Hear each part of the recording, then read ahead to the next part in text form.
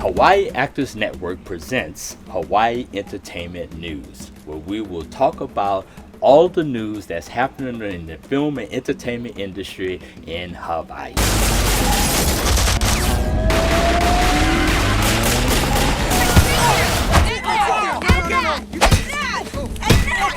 got him! Enough! Are you okay? Oh my gosh, he's Superman! This is a video game, which means we all have special skills.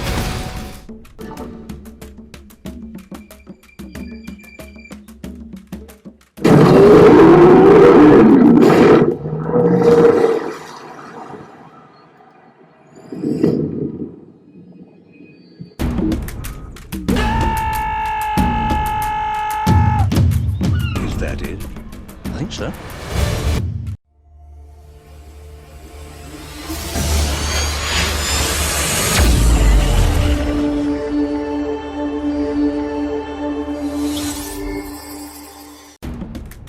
Hawaii Actors Network presents Hawaii Entertainment News, where we will talk about all the news that's happening around Hawaii's film and entertainment industry. You're supposed to say, I told you so.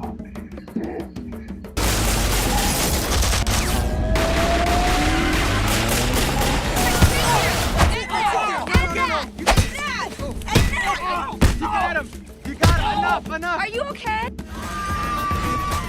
Oh my gosh, he's Superman! This is a video game, which means we all have special skills.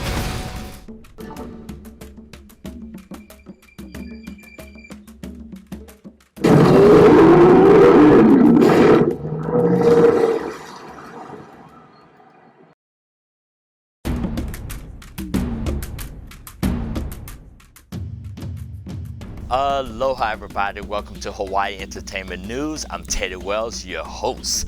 Thank you for joining us. Today, as you can see, it's festive, it's Christmas, and we got some guests today that's going to be talking about a really neat program that she has put together called Deaf Santa. Have you heard of it? Well, you're going to hear about it today. Today I have with me, I have Carol and Jan, and they're going to give you all the layout of what's going on with the program called Deaf Santa. Thank y'all for showing up and coming to share this with us. Really appreciate it. We had some conversation earlier. We were talking about y'all program and everything. So now we're going to share it with everybody else and what's going on with Deaf Santa. Thank you, Teddy, so much for the opportunity. So Carol and I are co-coordinating elves of Deaf Santa, and it's really important because, Deaf Santa's a busy guy and wants to make sure that deaf and hard of hearing and deafblind kids all over, particularly here in Hawaii, have the opportunity to have some time with him. So we take care of the coordinating business to make sure that all happens. Deaf Santa is celebrating our 29th year, and that our show has two parts. So we have Deaf Santa having the opportunity to visit with all the kids. Normally we do this in person. This year we had to pivot hard and we're doing our virtual Deaf Santa event. We are putting together our show. So we have a show and we have Deaf Santa. So Santa is going to be visiting with deaf and hard of hearing kids from all over the islands. He'll be doing some virtual visits, zooming in with classes that have deaf and hard of hearing kids. And we're talking kids from 0 to 22. Yeah. Anyone who wants to see Santa, Deaf Santa. And rather than just having a signing Santa, which means someone who could hear or someone who was deaf who knew sign language would do it, it was really about making sure we had a deaf Santa, because it's about representation. It's about the kids seeing themselves in Santa and having someone who could directly communicate with them. Was so amazing. And we see this every year. The kids, they see Santa for the first time, it's like, and they know Santa can sign with them, and Santa's going, I'm deaf just like you. I'm deaf. And they're like, oh. And to see parents, because parents who they may not necessarily know sign language the way their kids do.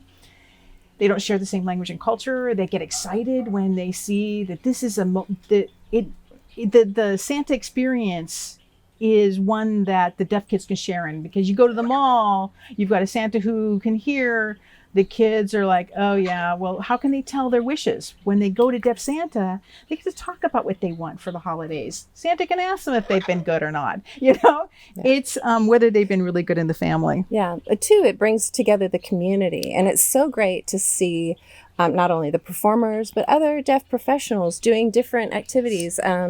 The videographer for our program is deaf. And so it's so good for our young children to see successful deaf adults doing what they love in the community and being a part of this event. So it's really important. And there was for a time, many deaf kids didn't know who they were going to be when they grew up, because they never saw deaf adults. They never saw themselves represented as adults, that they, no matter what they wanted to do, they didn't have a deaf role model.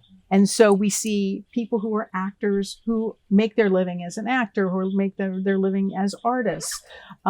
It's representation. It is representation. And it is an amazing opportunity because, again, all of our performers are people using American Sign Language who are deaf or hard of hearing.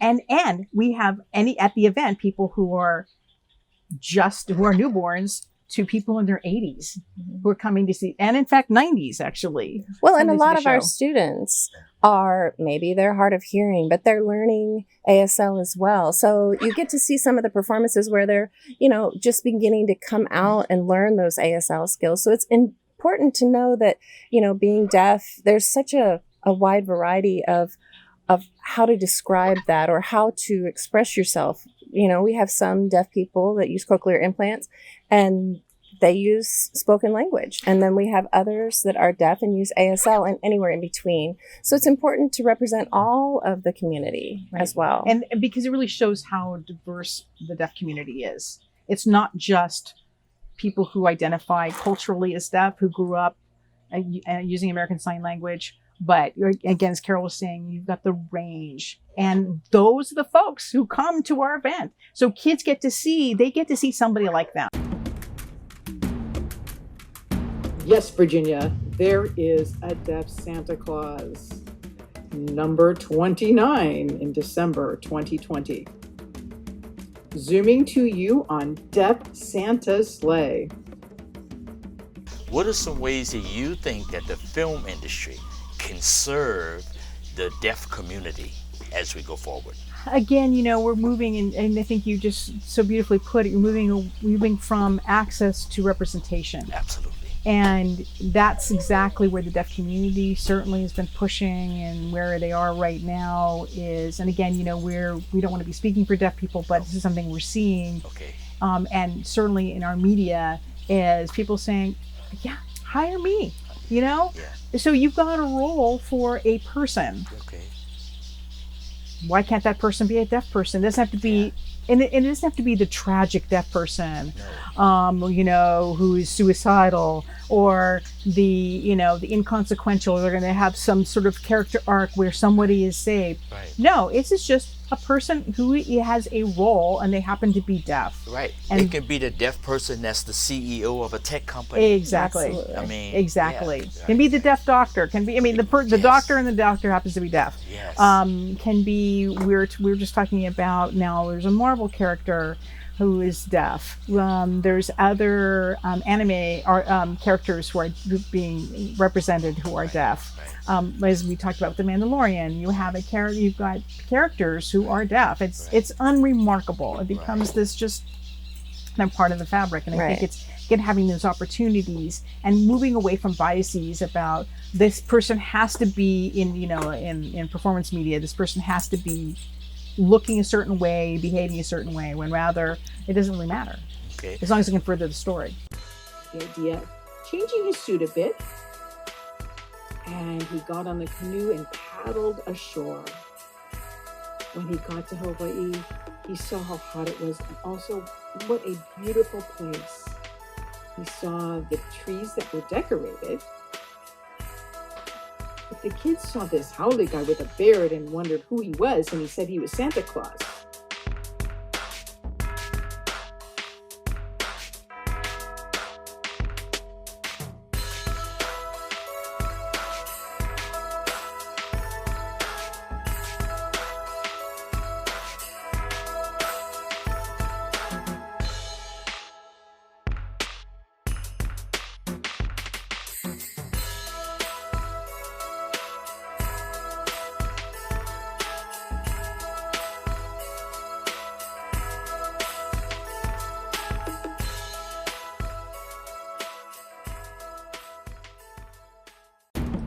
and welcome back to Hawaii Entertainment News. This is Leilani Ke Aloha. We have some very sad news to report today. After 45 years, the Aloha Stadium is shutting down at least 3 years before replacement stadium will be built. They announced it has placed a temporary moratorium on new events and reduced operations at the venue due to ongoing COVID-19 safety restrictions and budgetary issues. All events that have already been reserved are still taking place, including the Hula Bowl in January. Activities in the parking lot, including the drive-through Holiday Wonderland fundraiser and the Saturday swap meets, will continue. In national news, we are getting a lot of people speaking out about the decision to cast a hearing actor in a deaf role in the recent CBS adaptation of The Stand. Filmmaker and TV writer Jade Bryan is leading the resistance, titled Taking a Stand Against the Stand, saying this is not acceptable. Not one deaf professional actor was called in to audition for the role. The decision was made without respect to and for deaf professionals, union and non-union alike. There was no acknowledgement given to the psyche of a deaf character. Being deaf is more than just not hearing. We will not endorse, watch, or support your miniseries on CBS All Access. We will share our displeasure of the casting decision and airing with our deaf community, signing community, friends, and family of deaf individuals. Together we make up 466 million worldwide. We, here at Hawaii Entertainment News, applaud you for taking a stand. We are committed to creating a film and entertainment community here in the islands without prejudice, without racism, but with respect and aloha always. This is Leilani Ke Aloha with Hawaii Entertainment News. Back to you, Teddy. What would you say is most misunderstood about the deaf community? It's those misconceptions about, ASL or American Sign Language or Sign Language is universal, which is not true. American Sign Language is just English. That's not true. Every deaf person lip reads. That's not true. So, Or that deaf people aren't intelligent. And unfortunately, that's a misconception. We have brilliant deaf people in this community. What can Brilliant. we do to fix it? Well, so you have opportunities like Deaf Santa, where we're showing deaf performers who are using this rich language in very creative ways. So there is a huge storytelling tradition in American Sign Language. Deaf people are so akamai about using technology. And using, Yeah, they've been using video chat for years. Definitely. Any new technology comes out, the deaf community, really is Tiny Chat. They had the Tiny Chat. Eye. Yeah. Yeah, there were just anything that came out. As soon as it came out, the deaf community grabbed it and It's almost like we're rising to meet them. Exactly. It's true. It's true. It's true. I get it.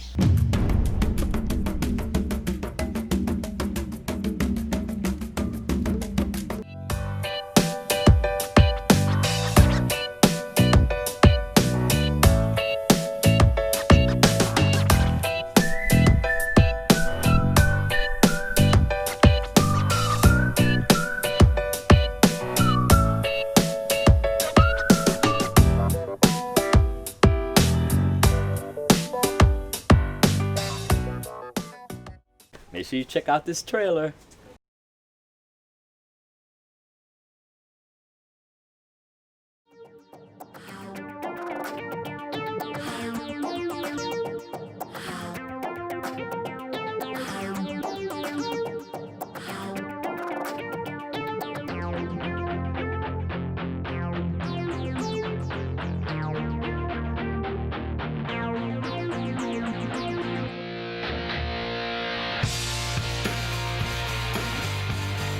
No one like Robert and his talent to bring out character, bring out meaning, bring out depth.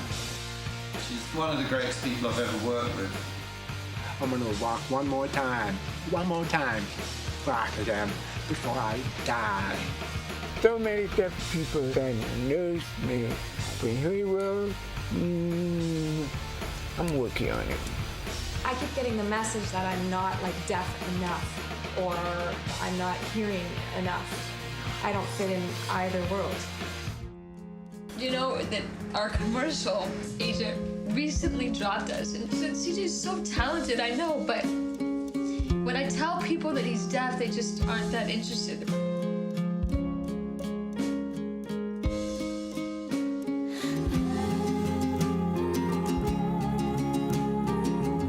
I waited 10 years for this CD.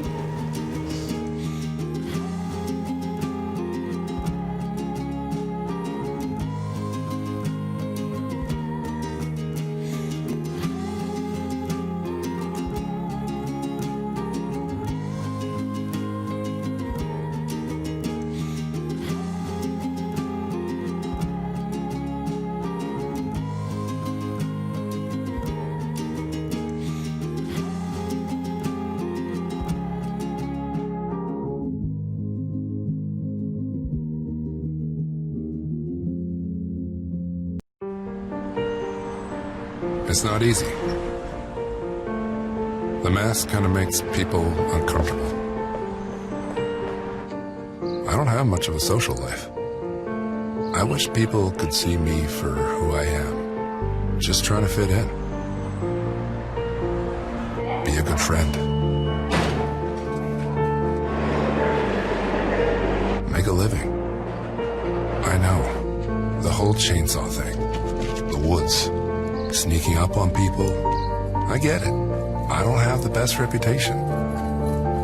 But the thing is, behind the mask, I'm just a regular guy. I'm not scary at all. I have a cat.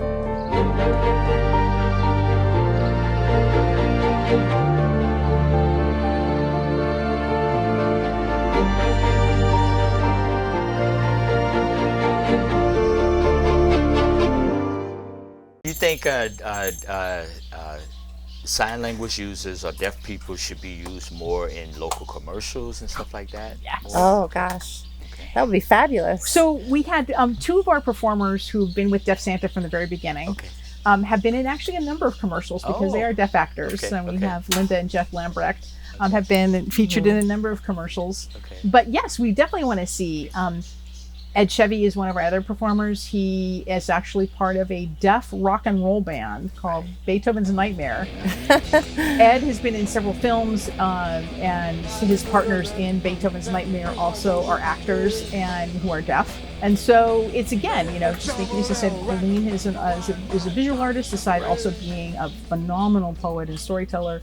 And dance performer, and you know, so we've had former Miss Deaf Hawaii's. What about local government? How long has it been since they've had the representation of the interpreters at that? Because I feel like that's been more recent. It has been more recent. So it depends on the administration. We've had certain governors and mayors who've been more receptive than others. Okay. I always thought it was a requirement. It's yes. Not a requirement? Yes. Well, as long as it's requested. So we're talking about the Americans with Disabilities Act, which was passed in actually 1990. So we're talking, and it's no spring chicken. It's been around 30 years. There are interpreters at press conferences, and you know, the deaf community wants access. So some deaf people are fine reading captions. Yeah.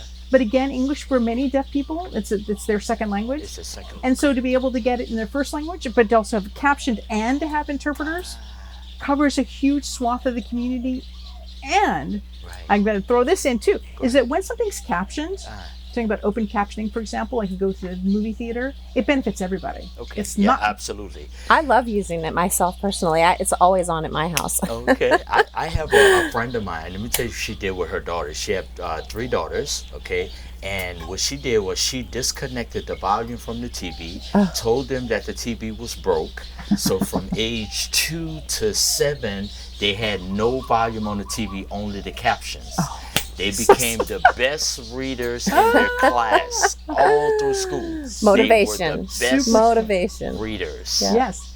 And it's really done a lot for the literacy within the deaf community too. I mean, it just benefits, I mean, again, it's this notion of universal design. Yes. What benefits one group of people ends up benefiting so many more. Okay. We start thinking about, if we think about it in terms of access for everybody rather than just access for one group of people, then there's more there. I think people are much more receptive about providing or thinking about making sure that whatever they're doing is accessible to everybody. Right. The thing that I always, when I come to legislation, especially in these issues, I always say you can't legislate people to care. Yeah. Okay. So in this situation, I think that legislation that is going to be effective and is going to, help the whole community as a whole, not only the existing community, but the community that's to come for the deaf community. And my question would be, what is a legislation that may not be existing that probably should be talked about when it comes to Insurance and hearing aids. Hearing aids. Insurance and hearing aids. Crazy. So unfortunate that oftentimes, This is your Yeah. gig. This is your gig. So, I mean, No, go ahead. hearing aids broken, lost, damaged, and then getting replacement aids. And then if they run out of that second option, or in some cases, they don't purchase a second one. You fulfilled the limitation of insurance. Oh, one time, that's it, done.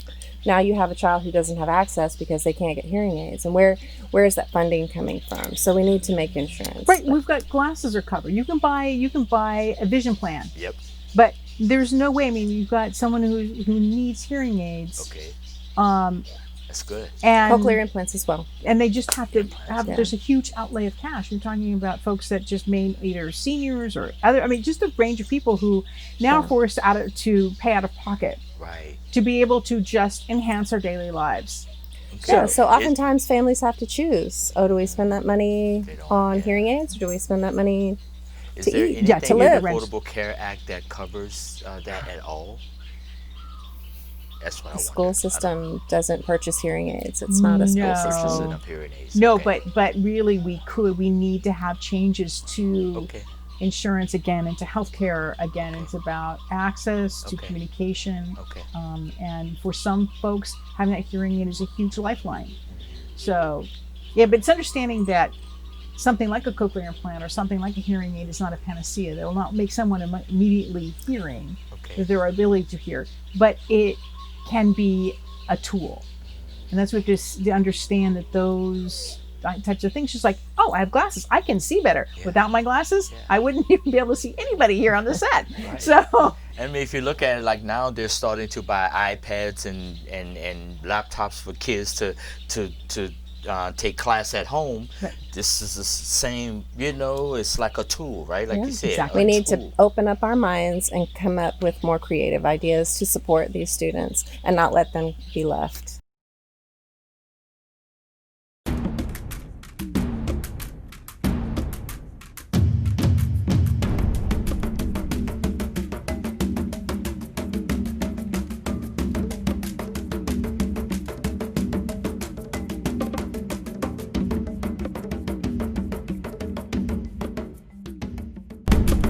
Hawaii Actors Network presents Hawaii Entertainment News, where we will talk about all the news that's happening in the film and entertainment industry in Hawaii. You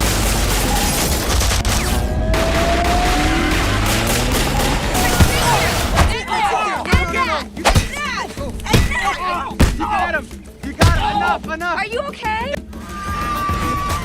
Oh my gosh, he's Superman! This is a video game, which means we all have special skills.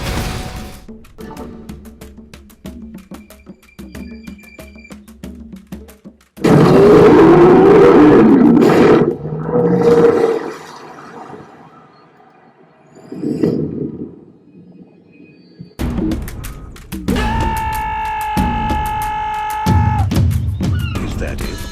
I think so.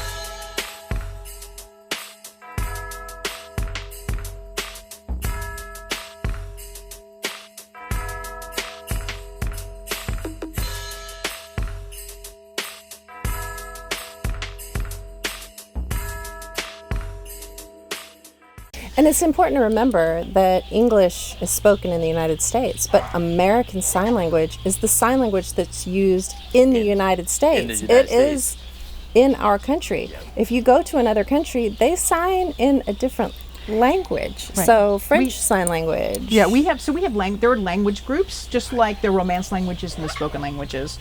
We have American Sign Language. Actually, the mother tongue is French Sign Language. So if I go to France and I meet some deaf people, the chances of me being able to communicate are far greater than if I tried to communicate with someone who can hear and speaks French, because I don't speak French. But I do fine with someone who's a French deaf person, or Russian deaf people, because we share the same Russian Sign Language, American Sign Language, and French Sign Language all share the same mother tongue, which is French Sign Language. Now, Australian Sign Language, New Zealand Sign Language, not even close to American Sign Language. That's off the British system. So there's British Sign Language. So British Sign Language, Australian, New Zealand. I didn't even know. Wow. Yeah, and so the signs are different. Unfortunately, American Sign Language isn't universal across the whole world. No, and then we have dialectal difference. We actually have, what's very cool about Hawaii is that we have a very distinct sign language here. It's not a dialect of American Sign Language. We have Hawaii Sign Language. It was recognized in 2012. One of our Deaf Santa performers is the keeper of Hawaii Sign Language. She had two deaf older brothers. She learned Hawaii Sign Language first, and then she learned American Sign Language. And she had this feeling like this was different. And so it was her motivation. She started collecting samples and working with a sign language linguist by the name of James Woodward. And he validated, because that's what he does, is he looks at endangered sign languages and revitalizing them. And he validated that, in fact, we have a sign language here, and it is unfortunately very endangered. We only have a small handful of users remaining, as we're trying to teach Hawaii Sign Language classes, which is something Linda is doing, again, to try to revitalize it. And it is the most recently discovered sign language in the world. Nice. I know. Oh, I like it. If anyone's ever interested in what's going on in the deaf community, they can certainly look at the Deaf News Hawaii Facebook page. That is a great resource. They always posting every press conference that's interpreted, any sort of news bit that's happening, anything that's remotely related to the deaf community goes on that Facebook page, and it is open for the public. So. All right. Well, thank you so much for sharing this. I learned a lot that I didn't know about the deaf community. You didn't know how Jan is like a wealth of information. No, I think we're good. This is why we're co-elves, because we definitely fill in each other's pukas, and we support each other in what we do. And it's been, and again, an amazing. Deaf Santa is an amazing event that has a life of its own. And there is no reason why the deaf community shouldn't be included in all of this, just like everybody else. Absolutely. All right. Thank you. And this has been Hawaii Entertainment News. Thank y'all so much for joining us. Merry Christmas. Happy New Year. Thank you. Aloha. Shaka and okay, so I'm learning this Shaka, the Shaka and Aloha. And I love you. Sorry. I love you. That's right. Thank Merry you. Christmas. Aloha. We'll see you soon. Thank you so much. And we can keep blabbing for hours. So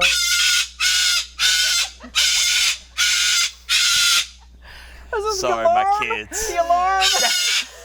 We're done. We're done. Next time on Hawaii Entertainment News.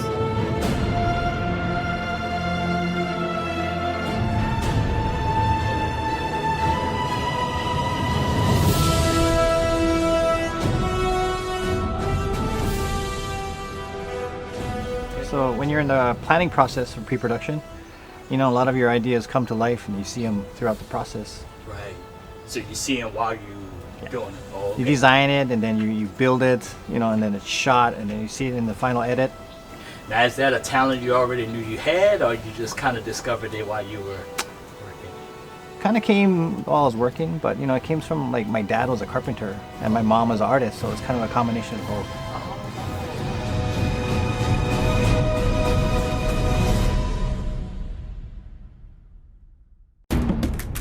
Hawaii Actors Network presents Hawaii Entertainment News, where we will talk about all the news that's happening around Hawaii's film and entertainment industry.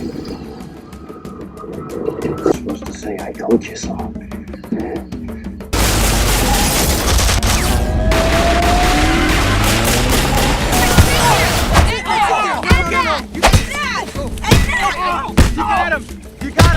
Enough! Are you okay? Oh my gosh, he's Superman! This is a video game, which means we all have special skills.